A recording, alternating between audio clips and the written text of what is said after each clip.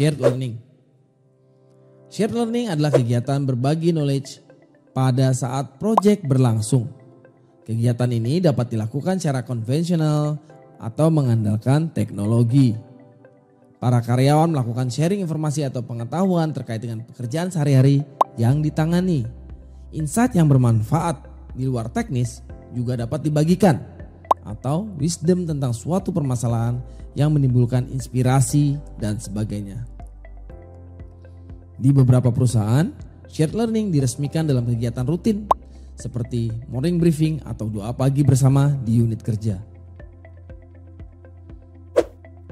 Shared learning bisa dilakukan oleh individual dengan cara sesi berbagi atau sharing, shared learning, web portal, blog atau forum.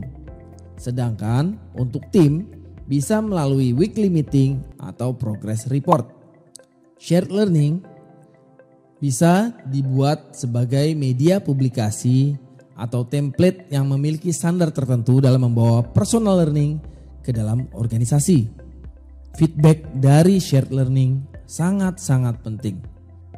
Shared learning adalah mengenai kualitas, bukan kuantitas. Mengapa perusahaan harus menyediakan media? Karena jika media tersedia, karyawan atau anggota organisasi bisa kapan saja mengakses atau mendokumentasikan informasi atau pengetahuan.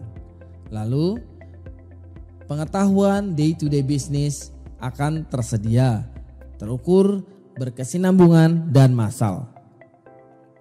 Satu orang yang belajar akan menularkan ke yang lain. Kita juga harus punya cara yang terstandarisasi.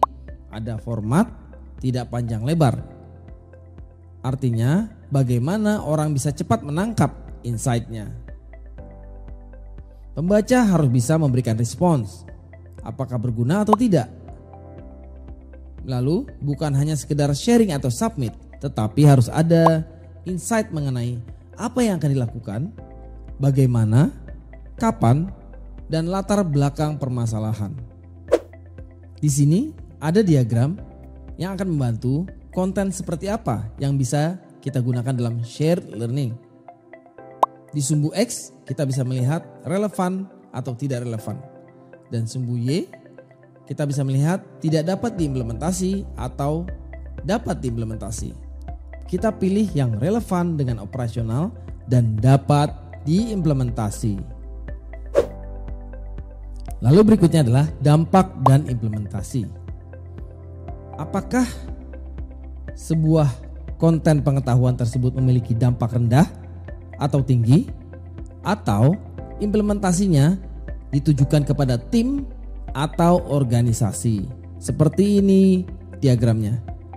Jika dampaknya rendah dan ditujukan kepada tim, kita bisa masukkan sebagai source untuk pengembangan lebih jauh atau implementasi secara lokal.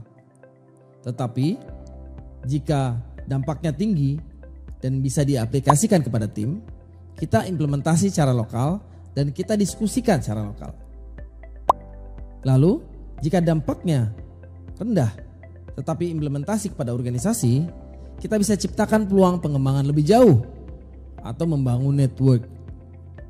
Dan yang terakhir, jika dampak tinggi dan aplikasi kepada organisasi, kita bisa implementasi secara menyeluruh, dikemas secara formal, dan kembangkan sebagai kompetensi kunci.